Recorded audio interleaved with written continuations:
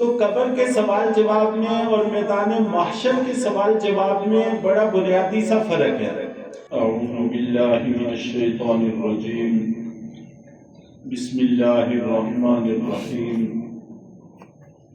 وَيَوْمَ نَحْشُرُهُمْ جَمِيعًا، اور جس دن ہم ان سب کو جمع کریں گے، ثُمَّ نَقُولُ لِلَّذِينَ أَشْرَكُوا، پھر ہم کہیں گے ان لوگوں کو جو شرک کیا کرتے تھے، أَيْنَ شُرَكَاؤُكُمْ الَّذِينَ كُنْتُمْ تَزْعُمُونَ، تمہارے وہ شریک کہاں ہیں جن کو تم میرے ساتھ خدائی میں شریک گمان کیا کرتے تھے۔ ثُمَّ لَمْ تَكُنْ فِتْنَتُهُمْ، پھر نہیں ہوگا ان کا فتنہ، الا ان قالوا، سوائے اس کے کہ وہ کہیں گے، واللہ ربنا ما كنا مشرکین، اللہ کی قسم اے ہمارے رب، ہم شرک نہیں کیا کرتے تھے۔ کل کے درس میں عرض کیا تھا کہ اللہ رب العزت نے بیان کیا ہے کہ ہم ان کو جمع کریں گے، ثم لا کر بتایا کہ پھر ایک عرصہ دراز کے بعد ہم ان لوگوں سے سوال کریں گے۔ پھر ان لوگوں کے جواب کے پہلے بھی ثم کا لفظ ہے، ثم لم تکن، پھر وہ جواب دیں گے۔ تو اس سے یہ سمجھ میں آتا ہے کہ جمع کرنے کے بعد بھی ایک لمبا عرصہ میدان محشر میں ٹھہرنا ہوگا، اور اس کے لمبا عرصہ کے بعد پھر اللہ تعالیٰ مشرکین سے سوال کریں گے کہ جن کو تم میرے ساتھ شریک ٹھہرایا کرتے تھے وہ کہاں ہیں؟ تو یہ فوری جواب نہیں دیں گے، بلکہ گھبراہٹ کے عالم میں، پریشانی کے عالم میں جواب سوچتے رہیں گے، اور ایک عرصہ گزرنے کے بعد پھر وہ کہیں گے کہ اللہ کی قسم اے ہمارے پروردگار، ہم تو شرک کیا ہی نہیں کرتے تھے۔ تو اللہ کے سامنے صاف جھوٹ بول دیں گے۔ اس کی وضاحت سے پہلے یہاں پر لفظ فتنہ کا استعمال ہوا ہے، پھر نہیں ہوگا ان کا فتنہ۔ میں نے اس کا ترجمہ نہیں کیا تھا، اس لیے کہ اس کے ترجمے کے حوالے سے دو مفہوم یہاں پر ہو سکتے ہیں۔ فتنہ کا ایک معنی آزمائش اور امتحان بھی ہوتا ہے کہ پھر ان کا امتحان ہوگا، اور امتحان میں، آزمائش میں ان کا جواب یہ ہوگا کہ صاف جھوٹ بول دیں گے کہ اللہ کی قسم ہم تو شرک کیا ہی نہیں کرتے تھے۔ اور فتنہ کا ایک معنی فریفتہ ہونا، گرویدہ ہونا بھی ہوتا ہے کہ دنیا میں آپ جانتے ہیں کہ لوگ جن کی پوجا کرتے ہیں، ان کے بات مانتے ہیں، ان پر فریفتہ ہوتے ہیں، ان کے گرویدہ ہوتے ہیں، تو ان سے یہ کہا جائے گا کہ جن کے تم گرویدہ تھے، مال جان سب کچھ ان پر قربان کیا کرتے تھے، اب بتاؤ وہ کہاں ہیں؟ تمہیں نظر آ رہے ہیں؟ اب وہ تمہارے کسی کام آ سکتے ہیں؟ تو ظاہر ہے کہ دونوں صورتوں میں سے جون سا بھی معنی لیا جائے اپنی جگہ بالکل صحیح ہے، اور جواب ایک ہی ہوگا کہ ہم شرک نہیں کیا کرتے تھے۔ اللہ کے حضور میدان محشر میں آپ جانتے ہیں کہ بڑے ہولناک مناظر ہوں گے۔ اتنے ہولناک مناظروں کا مشاہدہ کرنے کے باوجود ان کو جھوٹ کی جرت کیسے ہوگی، یہ ایک بڑا سوال یہاں پر قائم ہوتا ہے۔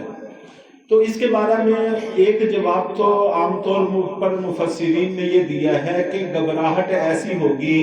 کہ ان کو کچھ سمجھ میں نہیں آ رہا ہوگا کہ ہم کیا کہیں، تو گھبراہٹ کے عالم میں بسا اوقات آدمی کے منہ میں جو آتا ہے وہ کہہ دیتا ہے۔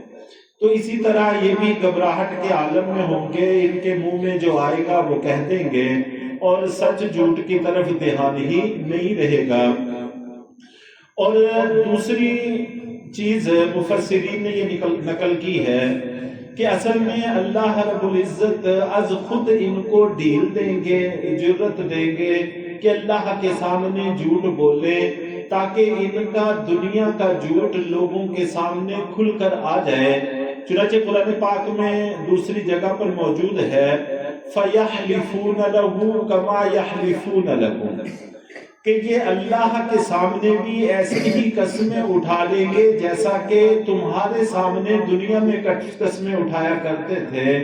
تو دنیا میں بھی جھوٹی قسمیں اٹھا لیتے تھے، تو اسی طرح آخرت میں جھوٹی قسمیں بھی اٹھانے میں ان کو کوئی تردد نہیں ہوگا۔ ان کی یہ کیفیت لوگوں کے سامنے واضح کرنے کے لیے اللہ ان کو مہلت دے دیں گے، قدرت دے دیں گے۔ چنانچہ سورہ یاسین کے اندر بڑی وضاحت سے یہ بات موجود ہے، اليوم نختم على افواههم وتكلمنا ايديهم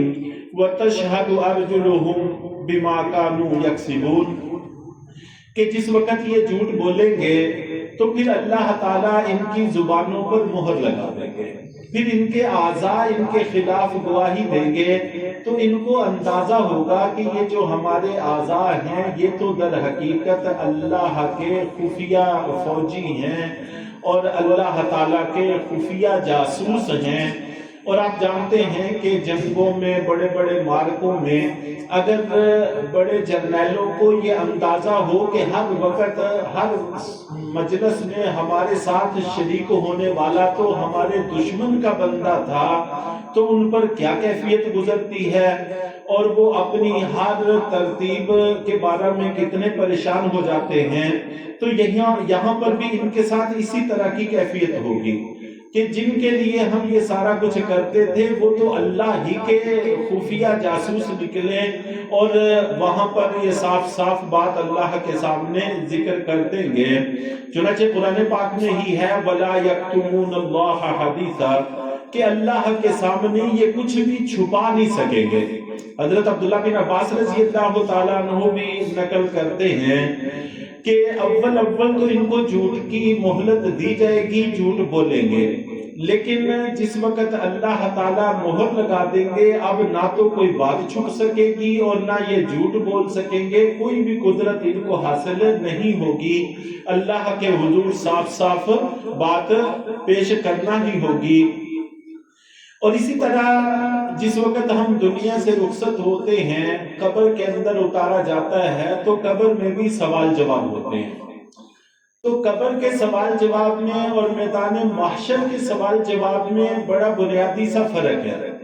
ایک تو یہ کہ آخرت میں براہ راست اللہ کی ذات سوال جواب کرے گی، اور قبر میں منکر نکیر اللہ کے فرشتے سوال جواب کرتے ہیں، اور اللہ کے فرشتے غیب پر مطلع نہیں ہوتے، غیب نہیں جانتے، اس لیے قبر میں جانے والے پر یہ پابندی ہوگی کہ وہ جھوٹ نہیں بول سکے گا، ان کے سامنے سچ ہی کہنا ہوگا۔ چنانچہ یہ آ کر جب سوال کریں گے تمہارا رب کون ہے، تمہارے نبی کون ہے، تمہارا دین کون سا ہے، تو اگر تو واقعی میں مومن ہوں گے تو صحیح جواب دے سکیں گے اور جنت کی نعمتوں سے فائدہ اٹھائیں گے، اور اگر کافر ہوں گے، مشرک ہوں گے، تو ان کے بارے میں منقول ہے کہ وہاں پر کہیں گے ہا ہا لا ادری، کہ ہائے افسوس ہمیں کچھ بھی پتہ نہیں ہے،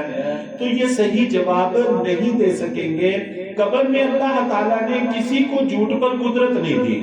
اس لیے کہ وہاں پر اگر قدرت دے دیں تو فرشتوں کے سامنے معاملہ خلط ملط ہو کر سارے نظام میں بگاڑ آ سکتا ہے، اس لیے قبر میں اللہ تعالیٰ نے اس کی قدرت نہیں دی۔